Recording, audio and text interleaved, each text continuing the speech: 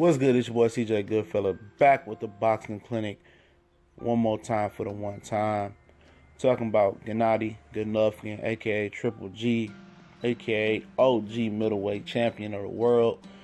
We know he squeaked by with a victory over Danny Miracle Man Jacobs, of course. And I hear a lot of people now questioning the power of Triple G. Now that Jacobs came out and said it was overrated, you had Gabriel Rosado said that it was overrated. Is it possible that his power is overrated? Absolutely. Just because something is said to be overrated doesn't mean it's not good or great. It just means that the stigma, the aura of it, the hype of it wasn't what you expected coming into the fight. It ain't that it's something that Triple G doing wrong. It ain't that he feather fisted. It ain't nothing of that. It's just the fact that, you know, the media for the most half, the fans for the other half,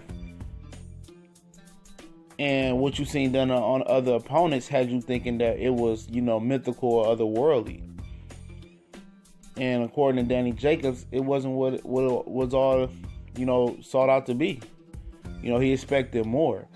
I hear boxers say that all the time when they fight Triple G. They say they expected more power. And, you know, if it's overrated, it shall be it. But is it a problem? Absolutely not. You know, Daniel Jacobs still was lumped up, you know. And like I told people, you know, it ain't just about, you know, this dude's power. You know, he tried to overpower Danny Jacobs because he couldn't box with him, but usually, you know, he was able to, you know, use that jab that was working for Danny Jacobs and box on the back foot, but he couldn't do that with Jacobs this time. And he couldn't close the distance on Jacobs because Jacobs would stick that jab in his face or check hook off of him and slide out the back door, so he couldn't use his feet to close in on Danny Jacobs. So he had just had to try to overpower him, and Danny Jacobs wasn't worried about it because he wasn't always in close corners and was able to move his head. So when you step up in competition, the knockouts decrease.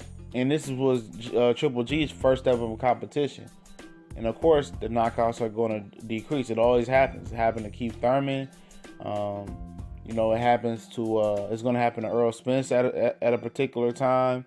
A lot of big punchers, you know what I mean? And, you know, it is what it is.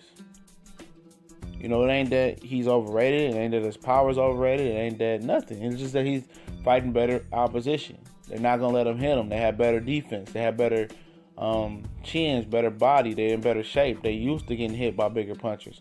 So it's nothing. They're getting bigger. So when you step up in competition, that's what happens. And when his first real step up in competition, you know, he didn't get the knockout. He went the distance. It's okay. You got the win.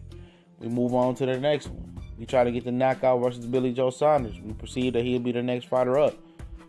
And you move on, you know.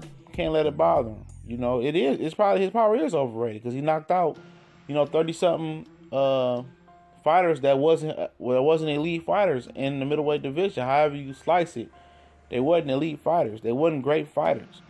They were bottom feeders and mid-grade fighters at best. Danny Jacobs proved to be a step above the competition that he had fought, and we move on from it. You know, we see a Triple G get the knockout versus Canelo, versus Billy Joe Saunders, versus Ibex Jr., you know, or however else he want to do it.